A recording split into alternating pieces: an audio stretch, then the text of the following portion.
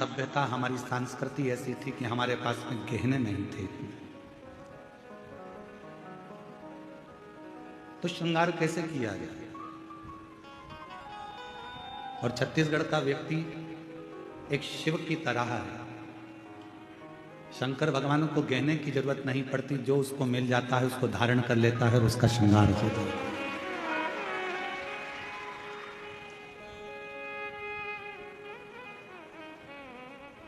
इसलिए छत्तीसगढ़ में जो पहनावा है, छत्तीसगढ़ का जो श्रृंगार है, छत्तीसगढ़ का जो व्यंजन है, छत्तीसगढ़ का जो नृत्य है, छत्तीसगढ़ का जो श्रृंगार है, ये पूरे जनमानस को, पूरी दुनिया को बड़ा भाता है। आपको एक बात कहना चाहेंगे, छत्तीसगढ़ का जो नृत्य अभी हम आए देख रहे थे, पूरी दुनिया के लोग छत्तीसगढ़ के इस नृत्य को अपने अपने प्रदेश में बुलाकर भी इस नृत्य का आनंद लेते हैं। इतना गौरव है। और इसी को शिव भक्ति कहते हैं, इसी को भगवान शंकर की अविरल भक्ति, भगवान शंकर का अविरल कृपा, शिव जी की अविरल भक्ति कहते हैं, इसी को कहते हैं।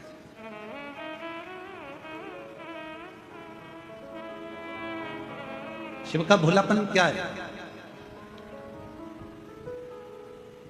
शंकर भगवान का भोलापन क्या है? जो आ गया, कमजोर से कमजोर, दुर्बल से दुर्बल, दुखी से दुखी, परेशान से परेशान, तकलीफ में हो, वो भी अगर शिव की शरण में आ जाता है तो शंकर भगवान उसको स्वीकार कर लेते।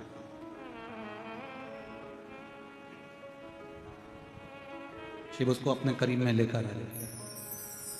और आप देखें, जिस चंद्रमा को स्वयं ससुर ने श्राप दे दिया हो, जिस चंद्रमा को स्वयं एक रोग लग गया हो, काया,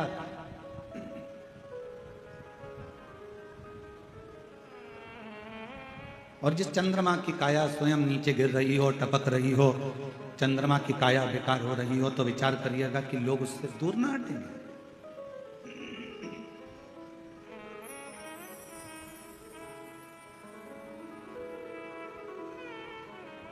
एक व्यक्ति में अगर कोई काया का रोग हो जाता है ना, एक व्यक्ति में अगर काया खराब हो जाती है, कोई शरीर का रोग लग गया, कोई चमड़ी गल कर गिरने लगी, कोई बेकार सा रोग हो गया, तो लोग उससे दूरी बना लेते। भैया तुम्हारा बर्तन अलग रखना,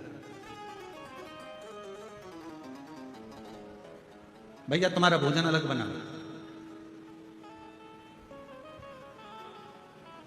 ए भैया तुम हमारे बर्तन को हाथ ना लगाना, तुम हमारे बर्तन को छूना नहीं, तुम हमारे बर्तन का स्मरण ना करिएगा, छुएगा ना, हमारे बर्तन को देखिएगा ना।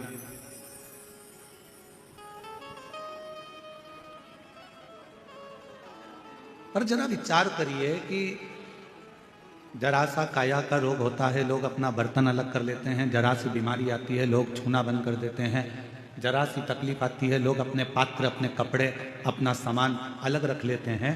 पर मेरे शंकर भगवान एक ऐसे हैं, मेरे शिव एक ऐसे हैं कि वो जिसके शरीर में भी रोग आ जाता है, जिसके शरीर में भी तकलीफ आ जाती है, उसको भी शरण देकर अपने मस्तक पर धारण कर लेते हैं और उसका कल्याण करते हैं।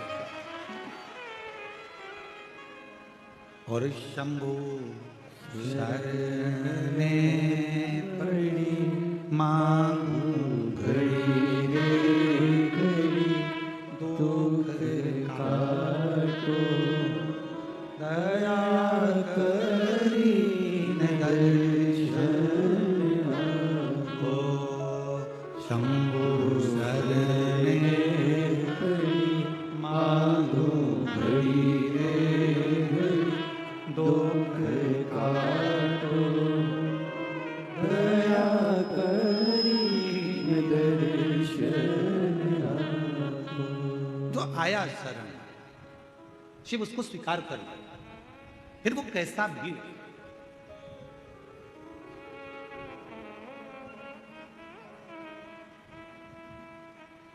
इस कथा का नाम हमने शिवोहम, शिव महापुराण की कथा दी। 19 तारीख से 23 तारीख तक निकुंभ जिला दुर्ग छत्तीसगढ़ में चलने वाली ये 5 दिवसीय शिव महापुराण की कथा, जो 1 बजे से 4 बजे तक हो रही है, इसका नाम शिवोहम, शिव महापुराण की कथा। शिवोहम का मतलब है कि शिव सब में, उसको ढूंढने के लिए हमें मंदिर नहीं जाना है, उसको ढूंढने के लिए हमें तीर्थ नहीं जाना है, उसको ढूंढने के लिए हमें शिवालय नहीं जाना है, उसको ढूंढने के लिए किसी तीर्थ पर नहीं पहुंचना है, उसको ढूंढने के लिए अपने भीतर पहुंचना। अब 5 दिन तक आप करोगे क्या?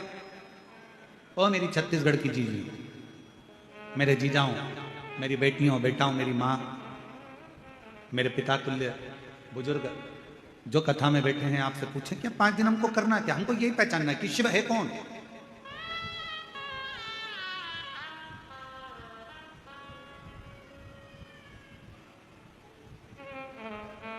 शिव को जानने का प्रयास करना, शिव को पहचानने का प्रयास करना, भगवान शंकर को अपना बनाने का प्रयास करना। और हमने सारी दुनिया की वस्तुओं को संजोया।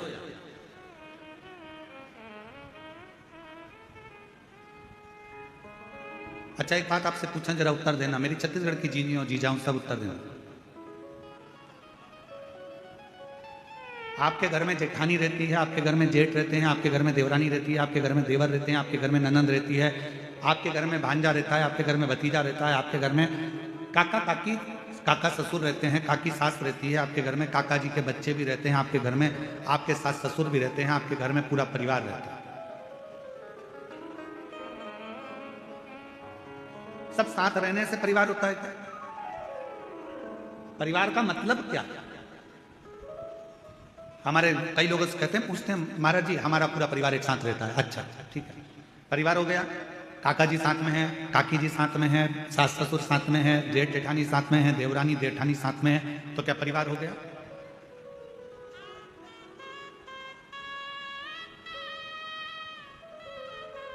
शिव महापुराण की कथा कहती है परिवार कब होता है? परिवार का मतलब क्या होता है कि परिवार कब पूर्ण माना गया है? जब उसमें आपकी परवाह करने वाले विराजमान हो। आपकी परवाह करने वाले अगर आपके परिवार में है तो समझ लो कि आपका परिवार परिवार है। अगर परवाह करने वाले नहीं है तो उस परिवार की कोई परिभाषा नहीं। बोल बम का नारा है, सारी समस्या का हल श्री शिवाय, श्री शिवाय। जिस परिवार में परवाह करने वाला, देवर अपने भैया भाभी की परवाह करे, भैया भाभी अपने छोटे भाई और बहू की परवाह करे, बच्चे अपने माता पिता की परवाह करें, माता पिता अपने बच्चों की परवाह करें, बहन अपने भाई की परवाह करे, रिश्तेदार रिश्तेदार की परवाह करे, काका काकी एक दूसरे की परवाह करें। जितने परिवार में सदस्य हैं वो सब एक दूसरे की परवाह करें तो परिवार। अब मालूम पड़े एक ही परिवार में देवरानी भी रह रही है, जेठानी भी रह रही है, एक उधर मुंह फुला के रह रही है, एक उधर मुंह फुला के रह रही है, सास का मन भी नहीं लग रहा, बहू का मन भी नहीं लग रहा, बहन भाई भी रह रहे हैं तो आपस में बातचीत नहीं कर रहे, जरा सा कुछ हो गया कोई परवाह करने वाला नहीं। इसको परिवार नहीं कह सकते। परिवार किसको कहते हैं? 33 कोटि देवी देवता में अगर परिवार देखना है तो एक मेरे देवादिदेव महादेव का परिवार देखना, जो परिवार देखने के आनंद में। और शंभु शरणे मांगू घड़ी रे, दुख काटो दया करीन दर्शन। अगर परिवार देखना है तो मेरे देवादिदेव महादेव का देव, अगर परिवार देखना है तो मेरे शंकर का देव। शिवोहम, शिव महापुराण की कथा कर रही है, भगवान शंकर के परिवार को देखने का प्रयास कर। कितने देवता? 33 कोटि देवी देवता विराजमान हैं। 33 कोटि देवता के भी मंगल विवाह हुए हैं, उनके भी बच्चों का प्रसंग है।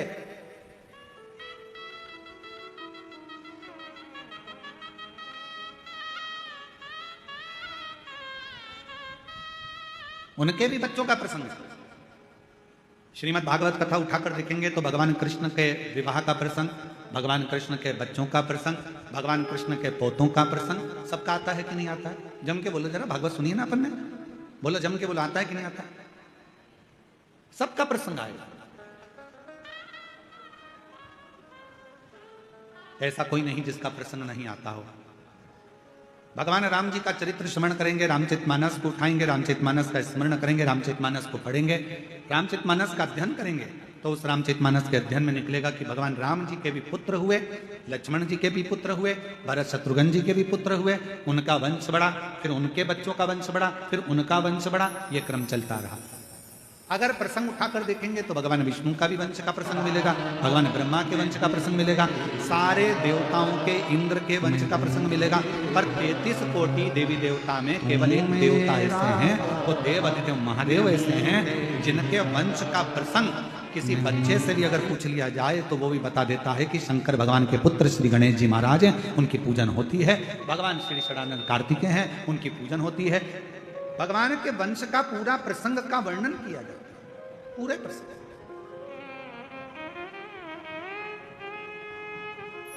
और पूरा प्रसंग किया गया, पूरा वर्णन किया जाता है। भगवान शंकर के पुत्र भगवान श्री गणेश जी महाराज हैं, षडानंद कार्तिकेय महाराज हैं, और आगे आगे देखा जाए तो भगवान शंकर की पुत्रियों का प्रसंग है, भगवान शंकर के आनंदमय मां जगत जननी पार्वती जी का प्रसंग है। ऐसे सारे प्रसंगों का स्मरण करें।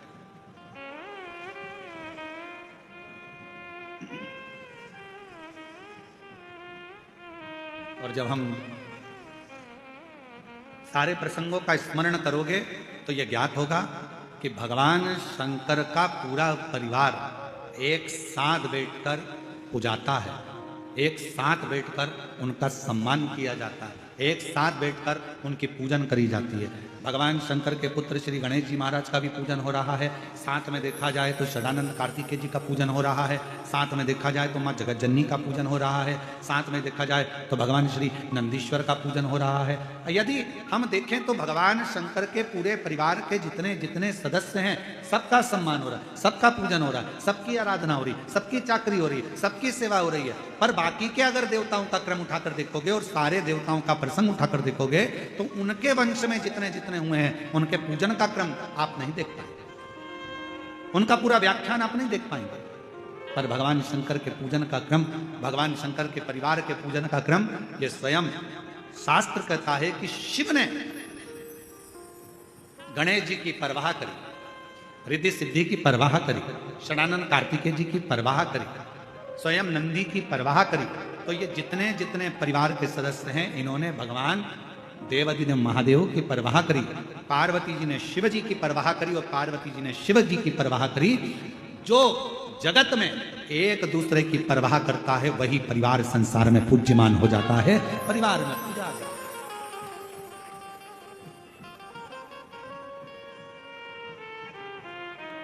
जो एक दूसरे की परवाह करे। और मैंने तेरे ही भरोसे बाबा, तेरे ही भरोसे हवा बिच उड़ती जवानी बाबा, डोर हर को छड़ी में कटी जवानी। भोले मैं तेरी वतन शंभू, मैं तेरी वतन हवा बिच उड़ती जवानी बाबा, डोर हर को छड़ी में कटी जवानी। भोले मैं तेरी वतन शंभू, मैं तेरी वतन। हमारे बीच में छत्तीसगढ़ शासन के माननीय मुख्यमंत्री जी श्री विष्णुदेव सहाय जी की धर्मपत्नी श्रीमती कौशल्या देवी जी सहाय दीदी पधारी हैं। एक बार जोरदार ताली बजाकर उनका स्वागत, वंदन, अभिनंदन। जो छत्तीसगढ़ में पूरे छत्तीसगढ़ वाले जानते हैं कि कौशल्या दीदी सहाय एक ऐसी हैं जिन्होंने नारियों को, बेटियों को, छत्तीसगढ़ की एक एक बेटियों को बल प्रदान करा, झोली, और छत्तीसगढ़ की एक एक नारियों को बल प्रदान करा है। एक बार जोरदार ताली बजाएं श्रीमती कौशल्या देवी जी सहाय जी के लिए, दीदी के लिए, जिन्होंने इस पवित्र शिव महापुराण की कथा में आज प्रथम दिवस में पधार कर आप और हमको सबको लाभान्वित किया। एक बार जोरदार ताली कर।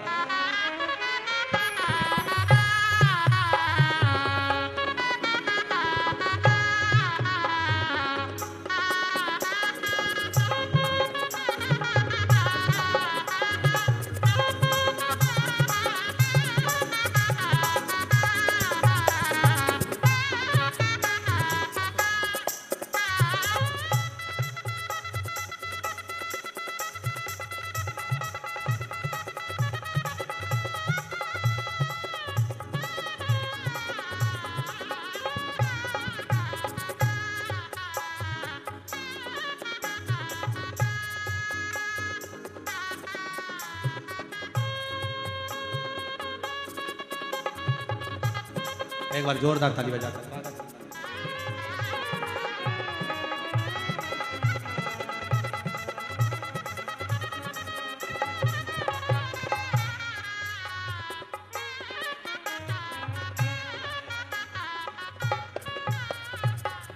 और शंभु शरणे हमारे बीच में पूर्व गृह मंत्री हमारे मध्य में आदरणीय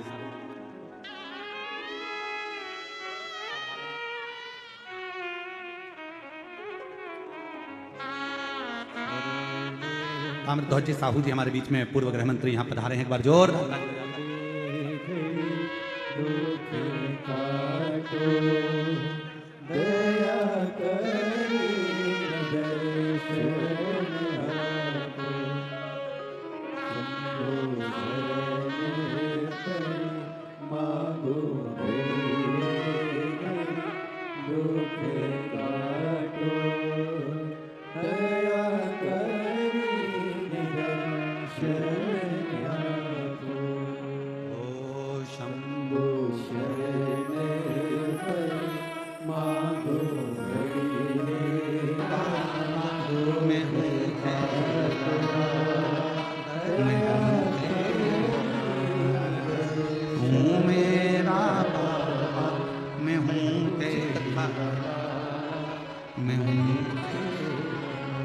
संबंध शिव से, शिव महापुराण की कथा वर्णन से।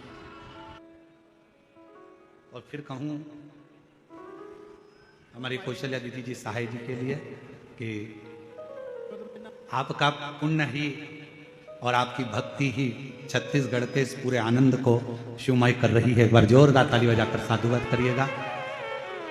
जिन्होंने प्रत्येक छत्तीसगढ़ में जितनी भी शिव महापुराण की कथा हुई हो, प्रत्येक कथा में दीदी का आगमन, उस कथा के जितने भी आयोजक होते हैं, समिति होती है, और पूरी आयोजक समिति को एक बल मिलता है और पूरी महिलाओं को, पूरी बेटियों को एक बल मिलता है। दीदी आपके आने से एक बार जोरदार ताली बजाएं। साधु। और हमारे बीच में ही पूर्व गृह मंत्री श्री ताम्रध्वज साहू जी भी विराजमान है। एक बार उनके लिए भी जोरदार ताली बजाकर साधुता। शिव कथा कर भगवान शंकर का एक आनंदमय भाव।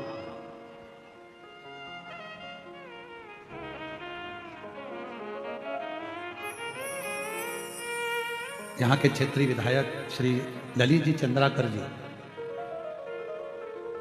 क्षेत्रीय विधायक श्री ललित चंद्राकर जी भी आए हैं। मैं उनको आमंत्रित करता हूं, वो भी पधारे। क्षेत्रीय विधायक, स्थानीय विधायक श्री ललित चंद्राकर।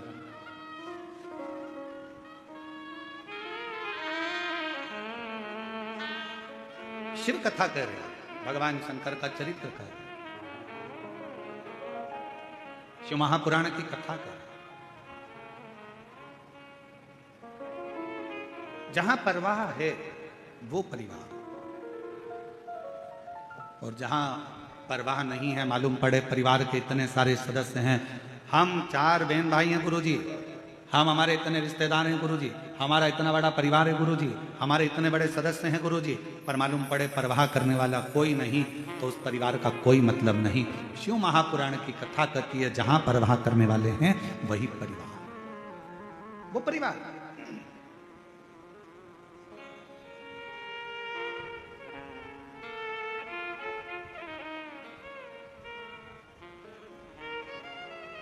और मेरे देवादिदेव महादेव, मेरे ओघड़दानी, मेरे शंभु, मेरे त्रिकालदर्शी कैलाशी अविनाशी शंकर जी, मेरे महाकाल राजा, मेरे विश्वनाथ बाबा, मेरे वैद्यनाथ बाबा, मेरे सोमेश्वर बाबा, मेरे मल्लिकार्जुन बाबा, मेरे नागेश्वर बाबा, मेरे त्र्यंबक बाबा, एक ऐसे हैं जो पूरे परिवार का परवाह करते।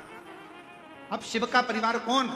केवल गणेश जी शंकर का परिवार नहीं, केवल कार्तिकेय शिव जी का परिवार नहीं है, केवल जया विषहरा शामरी बारी दौतली देव शिव का परिवार नहीं, केवल अशोक सुंदरी शंकर जी का परिवार नहीं, केवल शुभ लाभ रिद्धि सिद्धि ही शिव जी का परिवार नहीं, केवल माँ जगत जननी पार्वती ही शंकर का परिवार नहीं। शिव महापुराण की कथा कहती है जो शंकर जी के मंदिर में जाकर 1 लोटा जल समर्पित करता है अपने घर से पैदल चलकर शिवालय तक जाता है, अपने घर से चलकर जो शंकर भगवान के मंदिर तक पहुंचता है, शिव कहते हैं वो मेरे परिवार का ही सदस्य है, उसकी परवाह करना मेरी जवाब, उसकी परवाह करना, उसकी परवाह धारण करना, ये मेरे परिवार की जवाबदारी है, ये मेरी जवाबदारी है। मुझे परवाह करना है। जो आया एक लोटा जल समर्पित कर, कहाँ शिव महापुराण की कथा कहती है, भगवान शंकर का चरित्र कथा है, जो दिल से हृदय से शिव को कहीं पर भी बैठकर पुकार लेता है, शिव उसके दरवाजे तक पहुंचकर उसका कल्याण कर ही देता है। और देखो करा, शिव महापुराण की कथा कहती है देव ऋषि नारद के भीतर एक अहम उत्पन्न हो गया।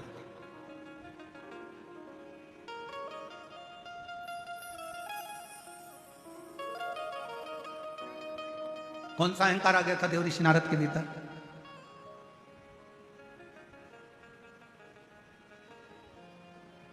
देव ऋषि नारद के भीतर एक अहंकार उत्पन्न हो गया था, और वो अभिमान, वो अहंकार, वो अभिमत्ता देव ऋषि नारद के अंदर आ गई थी कि भगवान शिव जी से कामदेव पर विजय प्राप्त नहीं।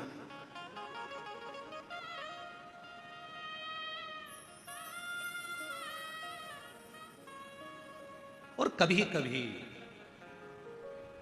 जब जीव के मन में कहीं अभिमत्ता का भाव आ जाता है, जब अहंकार का भाव आ जाता है, भगवान दूर हो जाता है। और जब किसी के अंदर से अहंकार चला जाता है तो भगवान करीब में आता है, शिव उसके पास आ जाता है।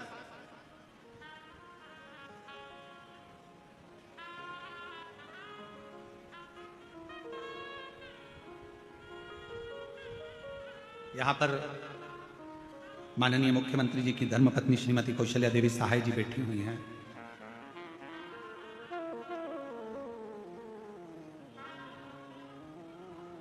यहीं पर एक पार्षद महोदय भी बैठे हुए हैं, यहीं पर विधायक महोदय भी बैठे हुए हैं, यहीं पर एक बालोद की नगर पालिका अध्यक्ष प्रतिभा जी भी बैठी हुई हैं। ऐसे सब बैठे हुए हैं। आप इन लोगों से पूछें, कभी एक बार हम सुन रहे थे, माननीय मुख्यमंत्री जी की धर्मपत्नी जी बता रही थी एक मंच से, एक व्यासपीठ से, कि पूर्व में हम भी जैसे ये शिव भक्त एकांत में दूर कहीं जगह मिल जाए, जहां मिल जाए, जैसे मिल जाए, वहां बैठकर शिव महापुराण की कथा का रसतत्व ग्रहण करते। इसलिए मैं दीदी कौशल्या देवी जी सहाय जी को मैं धन्यवाद इस चीज का दूंगा कि जैसे आपका पहले स्वभाव था वैसा कि वैसा ही आज भी स्वभाव है, वैसा कि वैसा ही, उसमें कोई अंतर नहीं, साधुता है। और वही स्वभाव नहीं बदलना चाहिए, जहां जैसा। और ये लाखों की भीड़, ये शिव महापुराण की कथा में प्रथम दिवस में 1 2 3 4 5 6 7 और 8 इतने पंडालों की व्यवस्था करी गई, और सारे पंडाल भरे पड़े हुए हैं। ये शिव की उदाहरण, ये शंकर की कृपा।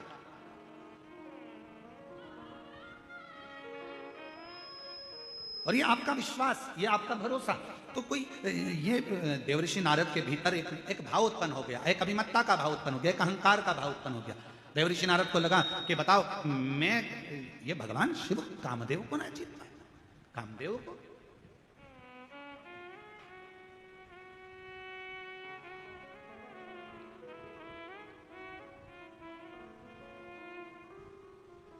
हो जाता है कभी कभी, थोड़ी थोड़ी सी अभिमत्ता जीवन में आ जाती है। एक बार माँ पार्वती जी ने, माँ जगतजननी दुर्गा भवानी ने, माँ आदि शक्ति महारानी, माँ जगतजननी दुर्गा जी ने, माँ पार्वती जी ने एक बार भगवान शंकर से कहा, मेरा मन कर रहा है प्रभु, आप मुझे इस सृष्टि की रचना का विस्तार वर्णन करें।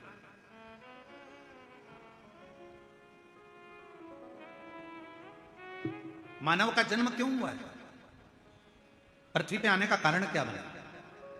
मनुष्य पृथ्वी पर आने के बाद कौन सा कर्म कर ले जिस कर्म को करने के बाद उसका फिर जन्म ना हो? मुझे वो वृतांत आप श्रवण कराएं। पार्वती जी शिव जी से कर रही हैं कि मुझे ऐसी कथा सुना। फिर वही प्रसंग आ गया जो अभी चाकरवाड़ी में कहा था कि भोलेनाथ सुना दो ऐसी कथा जिसे सुनकर मैं भी अमर हो। भोलेनाथ सुना दो जिसे सुनकर मैं भी अमर हो, जिसे सुनकर मैं भी अमर हो, जिसे सुनकर मैं भी अमर हो। भोलेनाथ सुना दो ऐसी कथा, जिसे सुनकर मैं भी अमर हो। मेरे बाबा सुना दो ऐसी कथा, जिसे सुनकर मैं भी अमर हो। मुझे वो कथा सुनना, और वो कथा कोई दूसरी नहीं, मुझे वो कथा सुनना है जिसमें सृष्टि का वर्णन हो। मुझे वो कथा सुनना है कि मानव देह मनुष्य को मिलती क्यों है। मुझे वो कथा सुनना है कि मानव शरीर मिलने के बाद मनुष्य कोई ऐसा एक छोटा सा कर्म कर ले, जिस कर्म को करने के बाद उसका पुनः जन्म ना हो। वो मुझे काल अधिपति महाकाल बाबा आपके मुखाग्रविंद से वो कथा को श्रवण करना। और अगर कथा सुनने की रुचि है, यदि कथा सुनने की रुचि है आपके अंदर, तो एक बात याद रखना, यदि भगवान शंकर की कथा सुनने की रुचि है और तुमने ठान लिया कि मुझे शिव महापुराण की कथा सुनना है, तो फिर कोई महाराज कथा सुनाने के लिए आए चाहे ना आए, पर एक देव अधिदेव महादेव श्रेष्ठ वक्ता के रूप में आपके सामने कथा सुनाने के लिए जरूर आए। कोई आए चाहे ना आए, पर एक मेरा देव अधिदेव महादेव, मेरा त्रिकालदर्शी, मेरा कैलाशी विनाशी, जब तुम कथा सुनते हो, जब तुम कथा को धारण करते हो, श्रवण करते हो, आपके भीतर के विकारों को, आपके भीतर की अभिमत्ता को, आपके भीतर के अहंकार को, आपके भीतर के लोभ तृष्णा वासना और रोग, ना जाने कितने कितने तकलीफों को मिटा देता है। एक पत्र है, अच्छा है, एक पत्र है। मैं लावण्या साहू 8 वर्ष की हूं। कहीं लावण्या साहू बैठी हो, 8 वर्ष की है। हाथ हिला सकती हैं अगर कहीं बैठी हो। आप ही हो बेटा, हाथ हिलाओ एक बार वापस।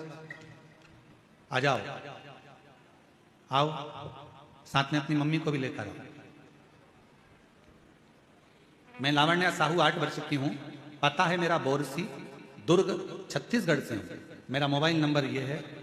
मेरे शरीर में सफेद दाग हो गए थे, पूरे शरीर में छोटे छोटे सफेद दाग से हो गए और मेरा पूरा शरीर सफेद सफेद सा दिखने लगा। फिर मेरे मम्मी पापा डॉक्टर के पास इलाज करवाए। इलाज करवाने पर कुछ ठीक नहीं हुआ। फिर मेरी मम्मी पशुपतिनाथ का 3 बार उपवास करी, फिर भी ठीक नहीं हुआ गुरुजी। फिर मैं मम्मी पापा के साथ सीहोर गई, वहां पर शंकर कंकर की पूजन करी और रुद्राक्ष लेकर घर आ गई गुरुजी। फिर मेरी मम्मी रुद्राक्ष को तांबे के लोटे में गलाकर शिवजी में कुंदकेश्वर महादेव का नाम लेकर जल चढ़ाने लगी और मेरे शरीर में लगाती रही। मेरा आयुर्वेदिक आज भी चलता रहा, डॉक्टरों का इलाज भी चलता रहा। आप कहते हो डॉक्टर भी शिव का एक रूप है, हम शंकर का रूप मानकर उनकी भी दवाइयां लेते रहे। और 3 पूर्णिमा का गाय के बछड़ा जब दूध पीता है, उसका जो फेन बछड़े के मुंह पर जमा होता है, उसको चम्मच में निकालकर अपने शरीर में लगाने वाला 3 पूर्णिमा का उपाय वो भी किया। और बाबा की ऐसी कृपा हुई गुरुदेव, 3 महीने के अंदर मेरी पूरी बीमारी ठीक हो गई और मेरा शरीर पूरा की पूरा साफ हो गया। अब मेरे शरीर पर सफेद दाग नहीं है, मैं पूर्ण तरह से स्वस्थ। एक लाइन अच्छी है, एलईडी पर चल रहा है पत्र, आस्था चैनल एलईडी पर पत्र चल रहा है। लाइन को आप लोग भी गुनगुनाएंगे जो लोग एलईडी पर पढ़ रहे हैं, बच्ची की राइटिंग में है। और तेरी कृपा का क्या है भरोसा, कब किस पर हो जाए जरा सी हम पर कर दो, जरा सी हम पर कर दो। तेरी कृपा का क्या है भरोसा, कब किस पर हो जाए जरा सी हम पर कर दो। सब बोलो, सब बोलो, जरा सी हम पर कर दो। जिस पर भी होगी तेरी करुणा के पाओ, भव पार हुआ, भव पार हुआ। पापी हो चाहे जितना, उसका भी बाबा उद्धार हुआ।